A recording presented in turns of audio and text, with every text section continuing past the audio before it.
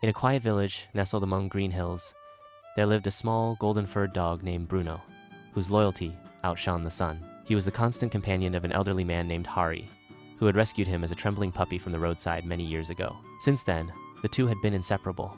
Bruno would follow Hari everywhere, from the garden where he tended to his vegetables to the market where he chatted with old friends. As Hari grew older and his health began to wane, Bruno became even more attentive, sensing the slow frailty creeping into his master's bones. When the illness finally took hold, confining Hari to his bed, Bruno took his place by the bedside, refusing food and barely moving, his eyes never leaving the man he adored. The villagers often saw Bruno curled up against the wooden bedpost, his head resting on his front paws, as if listening to Hari's weakening breaths. On rainy nights, when thunder cracked the sky and the house felt cold and empty, Bruno would quietly whimper, nudging Hari's hand with his nose, hoping for a small pat or even just a twitch of recognition. Even in his suffering, Hari would manage a faint smile or a whisper of his name, and that was enough to keep Bruno's heart warm. When Hari finally passed away, one crisp morning, surrounded by silence and the scent of old flowers, Bruno did not move from his spot. The villagers buried Hari under the old neem tree, but Bruno stayed by the bed for days, waiting as if expecting him to return.